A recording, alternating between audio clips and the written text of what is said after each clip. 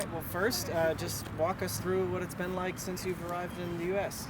Mix of lots of jet lag and just getting the house sorted and everything like that, but I feel like now finally starting to settle in. How do you feel in terms of joining this team? How have training's gone so far? I know you've been in a couple of them. Yeah, no, it's been really good so far, starting to adapt to the way that we want to play and still learning everyone's name, to be honest, but really enjoying the session so far.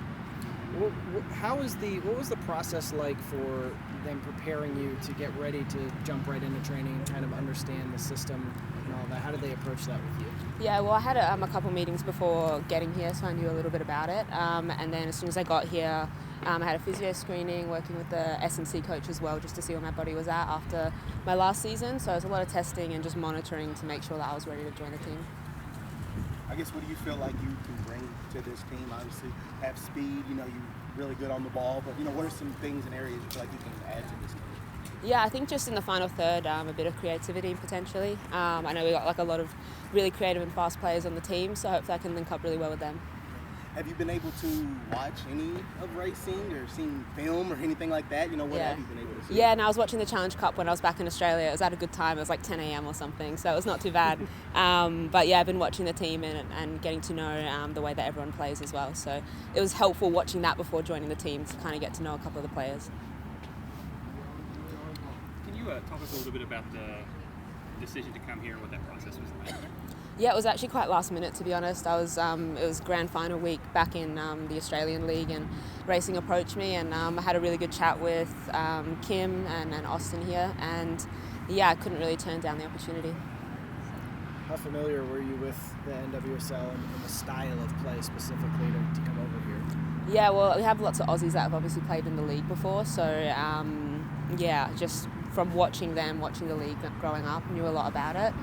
Never really saw myself playing here, to be honest, but I think it's going to be a really good learning curve for me.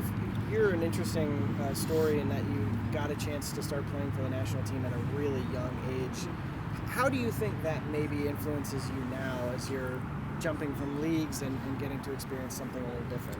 Yeah, I think just being exposed to lots of really experienced players that have been doing it for years prior, you get to ask a lot of questions, you're in a really professional environment, so that helps a lot.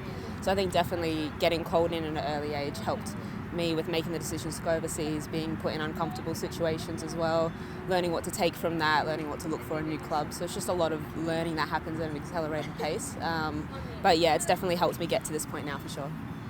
What can you give us, your 3 top Chidi facts that you were able to discover on the internet? 90% of disco balls are produced here. That was my favourite. I need to go buy a disco ball because that's exciting. You sure do. The Pope Lick monster. Lots of girls here don't know about it, and I'm like, it's haunted. And apparently there's a haunted lighthouse or a hospital as well. So there's a lot of haunted things, to be honest, that I found out, which was a little bit concerning. But yeah, I definitely took note of those. What was the third one? There were so many that came through. I love them all. But yeah, I think those would be my top ones. Do you have a favorite Americanized food that you're looking forward to eating on the regular now that you're here? Well, I'm vegetarian, so it makes it a bit difficult.